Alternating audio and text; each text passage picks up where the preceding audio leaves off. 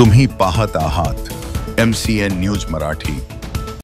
स्वातंत्र्याचा अमृत महोत्सवानिमित्ताने घर घर तिरंगा या मोहिमेअंतर्गत सातपुडा पर्वतातील भिंगार या गावामध्ये घर घर तिरंगा कार्यक्रम जळगाव जामोद विधानसभा मतदारसंघाचे आमदार डॉक्टर संजय कुटे यांच्या नेतृत्वात 14 ऑगस्ट रोजी संपन्न झाला।